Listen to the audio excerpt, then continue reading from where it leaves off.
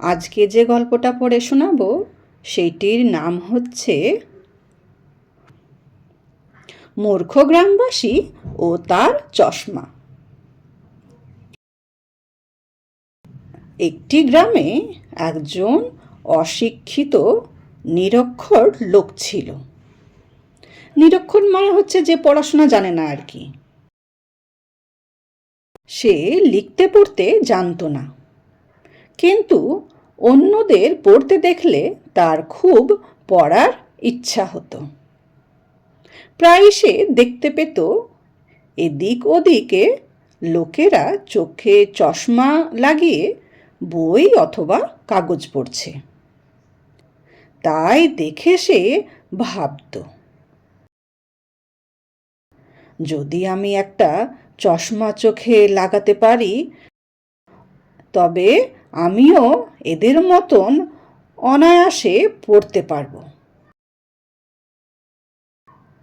তাই সে ঠিক করল যত তাড়াতাড়ি সম্ভব একদিন শহরে গিয়ে একজোড়া চশমা কিনে আনবে।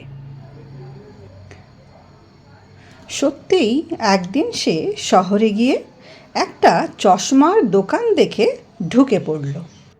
সে দোকানদারের কাছে একজোড়া চশমা চাইল যাতে পড়তে পারে। দোকানি তখন তাকে অনেকগুলো চশমা ও সাথে একটা বইও দিল পড়ে দেখার জন্য।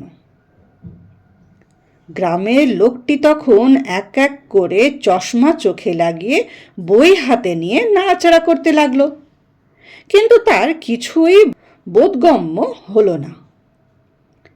সে দোকানিকে বলল, ভাই, এগুলো কোনো কাজের নয়, আমাকে এমন চশমা দাও যাতে আমি পড়তে পারি। দোকানি অবাক দৃষ্টিতে তার দিকে তাকিয়ে দেখল যে সে বইটাই উল্টো ধরে আছে। তখন দোকানদার বুঝতে পেরে বলল, আমার মনে হয় তুমি পড়তে জানো না, তাই না?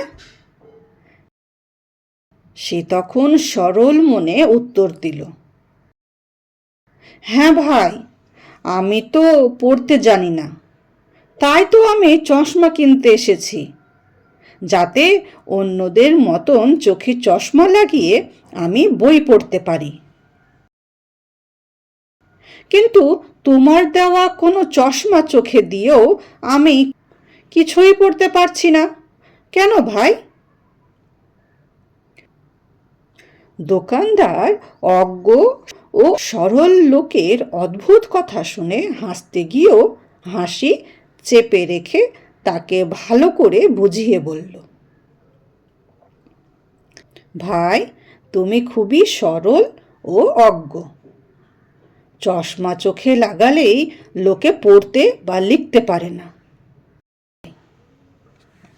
চশমা লোকে এই জন্য পড়ে যাতে বইয়ের লেখাগুলো স্পষ্ট ও পরিষ্কারভাবে দেখা যায়। সুতরাং আগে তোমায় লেখাপড়া শিখতে হবে, তারপর যদি চোখে ভালো দেখতে না পাও তখন চশমা লাগিয়ে পড়তে সুবিধা হবে। এবার নিশ্চয়ই বুঝতে পারলে লোকে চোখে চশমা কেন লাগায়।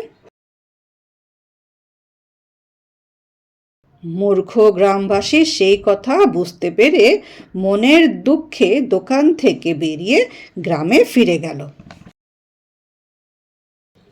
এই গল্পটা থেকে আমরা কি শিক্ষা পাই? এই গল্পটা থেকে আমরা এটাই শিক্ষা পাই যে অজ্ঞতা মানুষকে জ্ঞানান্ধ করে রাখে।